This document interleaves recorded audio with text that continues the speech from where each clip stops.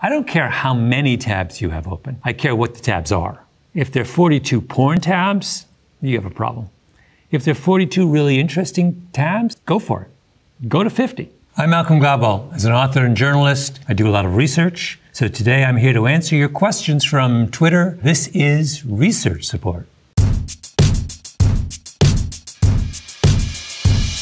All right, question number one.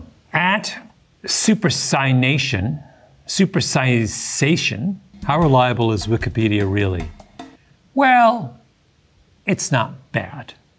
I mean, it's really interesting to compare Wikipedia entries to their counterpart in an encyclopedia. So Encyclopedia Britannica, for example, they would go and find an expert in a field and have that expert write the entry. With Wikipedia, you get a mixture of people who are real experts and people who just want to participate. So when I look on my Wikipedia page, for example, there's a lot of weird stuff on that page that isn't terribly true. On the other hand, if you want to very quickly figure out what I've written and the things I'm interested in, my Wikipedia page is pretty good. Wikipedia is really good if you lower your expectations. It is a gateway to research. So use Wikipedia to start your search and use it for clues about where to go next. At Arun Grapit asks, how are libraries still going? Who's going to a library in 2022? Yours truly goes to libraries. That's because lots of things are only in a library. The amount of stuff that you can get on the internet is a tiny fraction of the sum total of knowledge in the world. Tons of books aren't online. The person who asked this question, I don't mean to diss them, but I'm about to diss them. They're clearly uninterested in anything that happened before, I don't know, the year 2000 or 2010, which, by the way, if you're trying to be a smart person in the world, is a crazy way to live your life. What the internet is really good at is directed search. Libraries are great for serendipitous search. And I'm reading a book and that's next to it on the shelf, or 10 books down on the shelf. It catches my eye, I pick it out, I flip through the index, I see something that's really useful. That's library search. Serendipitous search is how you come up with new ideas. The other great thing about libraries is librarians. A library has an actual set of experts who are there to help you out. Whereas, who's helping you when you're messing around on Google at 2 a.m.? At Nelly101 asks, is it me or did McDonald's fries taste better as kids? Nelly, it's not you. They absolutely did. We did a podcast episode on this in Revisionist History, all about how McDonald's changed the formula, the recipe for their fries in the 1980s in response to this totally bogus bit of research that suggested that the cooking oil they were using was somehow bad for your heart. As it turns out, it's not bad for your heart, but they moved away from, they used to use a kind of beef tallow, in other words, beef fat, and they moved to vegetable oil. And actually the research suggests that vegetable oil is worse for you. Not only do fries taste worse cooked in vegetable oil than the old way, but the fry itself is now probably worse for your heart than the old fry was. At John Allpress 52 says, is the 10,000 hour rule real or make-believe? Well, now he's referring to an idea I wrote about in my book, Outliers. In looking at research in cognitively complex fields, what we find overwhelmingly is that people need about 10,000 hours of practice before they become experts. 10,000 hours is, it's roughly 10 years. So it takes 10 years to be good at something. It's basically what the rule says. If the thing is hard. Chess players. It's very, very hard to find someone who can reach the level of grandmaster who hasn't been playing chess for 10 years. Very hard to find someone who can be an elite point guard in the NBA who hasn't been playing point guard for 10 years. I mean, this is famously a problem in the NBA in evaluating rookies. You draft someone to play point guard and you say, oh, they're a disappointment. And the reason is it's too early, because that's the most demanding position on the court in basketball. It's not make-believe, this is a real rule. And the research suggests that a good average for how long you need to spend on that is about 10,000 hours. At a kid named Sig asks, the word research has become so watered down. Like, do you really think a 5-second Google search of the topic or point you're trying to make and clicking the first three results that pop up is research. Couldn't agree with you more. When you're looking for a definitive factual answer, Google's really good. But when you get into more complicated questions, you need to do a little more research. I think it's useful to be a little bit skeptical about the information you get on the internet. And I think the reason we don't do that all the time is that being skeptical is exhausting. Checking is also slightly problematic because the question is, well, how do you check it? The thing you're using to check the original fact is itself a trustworthy source. Writing to Riches asks, what is the biggest predictor of success? If you can only choose one factor, social skills, IQ, etc., biggest predictor of success is probably having a rich parent. I tried to answer this question in my book, Outliers. And my answer was it's impossible to boil it down to one thing. What we do know is that your IQ is probably plays a smaller role than you think, and your own efforts play a smaller role than you think. It's probably more to do with luck and good fortune and having people around you help you. Those are probably the things that make the biggest difference. At Ross Showalter asks, how do nonfiction writers know when to stop working on a piece? You never really know. You know when to stop when they take it away from you. I actually think that's the wrong question. The right question is, most people, I think, work too little on the pieces. All the serious writers I know do way more drafts and work much longer on their writing than other people. If you think you should stop working on it, you probably need to do another draft. At John Picciuto asks, why do smart people do dumb things? My podcast came up with a hypothesis, at least in the case of Will Chamberlain and many of his friends. He didn't shoot free throws underhanded. He did for one season, and in that one season he was suddenly a fantastic free throw shooter. And then he went back to shooting free throws the old way, reverted to being a terrible free throw shooter. And by the way, it was the only flaw in Will Chamberlain's game.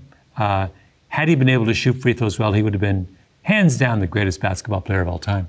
And Wilt said he didn't want to look like an idiot. People would rather not look like an idiot than become the greatest basketball player of all time. Why do smart people do dumb things? Because they don't want to look like an idiot.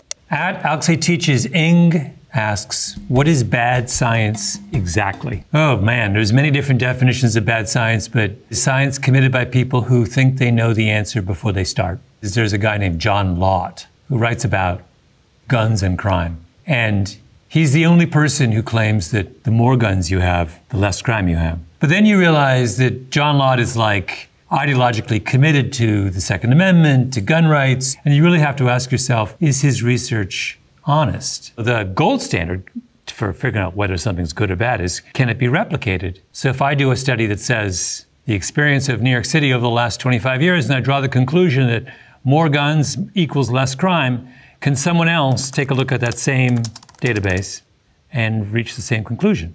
At Honestly Atheist, how do you attempt to overcome confirmation bias? Confirmation bias it's one of the biggest mistakes that people make when it comes to interpreting data. A good example would be, you've decided that getting a COVID vaccine will cause all kinds of illness.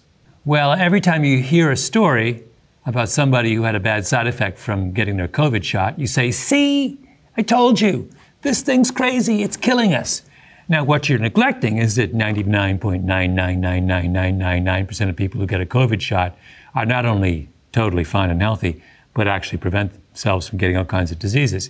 That's confirmation bias. You selectively find information in the world to support your erroneous conclusion. How prevalent is that example? How many times does it occur? You can't just rely on your own personal anecdotal experience. Anna Pineda asks, how do you get yourself excited about writing your research paper when you've lost interest? If you dislike something or are getting bored with something, you probably haven't done enough work on it. In other words, boredom is an intermediate stage. It's a kind of plateau you get on after you've scraped the surface. But you've got to go beyond that. And virtually everything is interesting if you dig deep and hard enough. So my advice would be to keep going in that situation. At is a bitch asks, why is country music so sad? I'm crying. Isa, funny you should ask, I did a podcast episode on this very question. It was called The King of Tears. In that episode, King of Tears, a reference to a really brilliant bit of research that was about the specificity of song lyrics. So it looked at all kinds of popular song lyrics from, rock music, folk music, country music. And the question is, how complex were the lyrics? Make a specificity scale.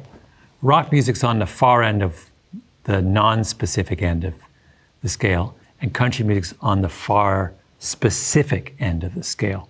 The argument in King of Tears was that what moves us emotionally is specificity and complexity. Olivier Talbot, 27, asks, how did writers research before the internet? Then all kinds of emojis of people weeping. Before the internet, we went to libraries and we called people up on the phone who knew things and asked them questions. Both strategies I would wholeheartedly endorse for anyone who's interested in learning about the world in a profound way.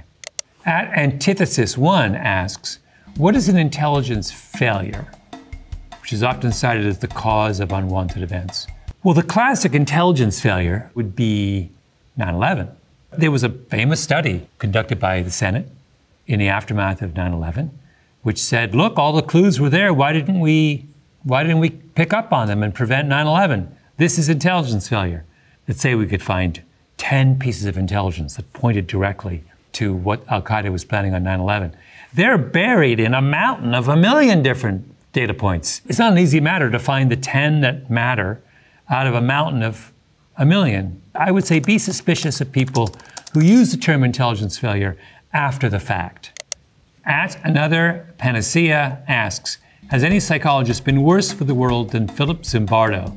Faked the Stanford prison experiment and helped create the justifications for broken windows policing. Well, at another Panacea could not disagree with you more. Zimbardo didn't fake the Stanford prison experiment. This is the famous experiment where Zimbardo gathered together a bunch of volunteers and said to one group of them, you're prison guards. To another group said, you're prisoners.